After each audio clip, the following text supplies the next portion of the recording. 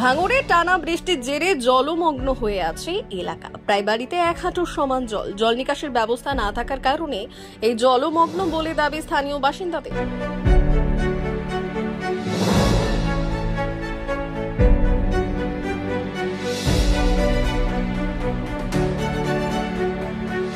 টানা বৃষ্টির জেরে ভাঙড় 1 নম্বর ব্লকের গোবিন্দপুর এলাকা জলমগ্ন হয়ে আছে। এই মুহূর্তে আমি সেই জায়গায় দাঁড়িয়ে আছি। এক হাঁটুর কাছে জল এলাকায় জমে আছে। স্থানীয় মানুষরা অভিযোগ করছে জল নিকাশির সেই ব্যবস্থা নেই বলে এই জল জমে আছে। স্থানীয় বাসিন্দাদের অভিযোগ। আমি সরাসরি তাদের সাথে কথা বলবো এবং আমি দেখানোর চেষ্টা করব যে পাড়াটা বুড়ে আছে এবং বাড়িতে জল জমে আছে। আমি সেই ছবি সরাসরি দেখানোর চেষ্টা করছি যে দেখুন, এক হাঁটুর কাছে কিন্তু জল জমে আছে এই পাড়ায়। কোনো ড্রেনের সেভাবে ব্যবস্থা নেই বলে অভিযোগ করছে স্থানীয় মানুষরা। তবে আরেকটি অভিযোগ করছে যে কিছু জলকার মালিক আছে, তাদের কারণে এই জল পাস হচ্ছে না, সেই কারণেই এলাকায় জল জমে আছে। স্থানীয় মানুষদের যাতায়াতের সমস্যা হচ্ছে, পাশাপাশি স্কুল ছাত্রছাত্রী যারা আছে তারা স্কুলে যেতে পারছে না, তারা ঠিকমতো এই রাস্তা দিয়ে হেঁটে চলাচলও করতে পারছে না। এলাকাবাসীর দাবি, জল নিকাশের ব্যবস্থা না থাকার কারণে এই এলাকায় জল জমে আছে। দীর্ঘদিন ধরে এই সমস্যায় তারা ভুগছেন। বারবার স্থানীয় পঞ্চায়েতে জানানোর পরেও মেলেনি সুরাহা বলে অভিযোগ। জমার কারণ হচ্ছে এই পাশেই জলকারের ড্রেন কোনো মতেই ছাড়াচ্ছে না। এখন 100 দিনের কাজ হতো, কয়েক বছর ছাড়িয়েছিল, এরকম জল বাড়ত না। এখন 100 দিনের কাজ বন্ধ, যার ফলে বৃষ্টি হলেই এখানে বাড়ি উঠোনে পানি বেঁধে যাচ্ছে। এই স্কুল ড্রেস পাশে স্কুলি বাচ্চারা ছাত্ররা কোনো মতেই জাতিবাদ দেশ না। বিশাল সমস্যা, মানে একটু ঝেড়ে জল হলেই ঘুরে যায়। জল নিকাশির ব্যবস্থা আছে? জল নিকাশির ব্যবস্থা আছে, ড্রেন আছে।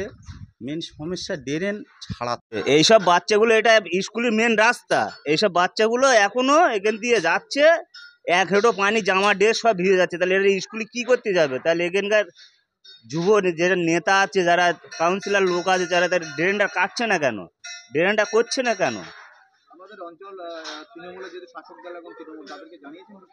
হ্যাঁ, এলে অনেকবার জানানো হয়েছে। এই সামনে 1 সপ্তাহ আগে বলা হয়েছে যে এই ড্রেনটায় ওরা বলছে আমরা খুব তাড়াতাড়ি আমরা কাজ করছি বলে, তাড়াতাড়ি করতে করতে এতদিন হচ্ছে। প্রত্যেক দিন এই পানি হলে এতটা বৃষ্টি পেয়ে যাবে। হ্যাঁ, নেই। এটা আজকে আমরা সেই ছোটই থেকে প্রায় দেখে আসছি, আজকাল না। আমাদের বয়স যখন 10 বছর, সেই সময় তো আমরা দেখে আসছি এরকম। হ্যাঁ, বহুবার অভিযোগ। ওরা ফটো তুলে বিভিন্ন রকম কাজ করে নিয়ে চলে যাচ্ছে, কোনো কাজ নেই। আমির আলী মোল্লা। ঘটকপুকুরে এই প্রথম বিডিও অফিসের কাছে কলকাতার সমমানের সিটি ডায়াগনস্টিক সেন্টার। এখানে কম খরচে প্রতিদিন রক্ত পরীক্ষা, এক্সরে, ইসিজি, ইউএসজি, ইকোকার্ডিওগ্রাফি এবং পেটের ছবি করা হয়। এছাড়া বাড়িতে গিয়ে রক্তের নমুনা সংগ্রহ করে টেস্ট করার সুব্যবস্থাও আছে। সমস্ত টেস্ট 30% ছাড়ে করানোর জন্য এখন স্ক্রিনে দেওয়া নম্বরে কল করুন। জোরে বৃষ্টি হবার যারা ঘর বাড়ি বুড়ে গেছে, রাতে ছুটি বাড়িয়ে সাপ ব্যাঙ্গের জ্বালায়, মানে বাড়ি থেকে ফাঁকায় বাড়াতে পারছেন না। না, জল নিকাশির সমস্যা তো আছেই, সেটা আপনারা দেখতেই পাচ্ছেন। কিন্তু অ্যাকচুয়ালি যে সমস্যাটা, এটা যে কিছু জলকার পার্টি আছে আমাদের পিছনের দিকে, তারা তাদের মতো করে ব্যবসা করছে, কিন্তু ড্রেনটা ঠিক ক্লিয়ার করছে না, যার জন্য সমস্যাটা থেকে যাচ্ছে আমাদের এখানে।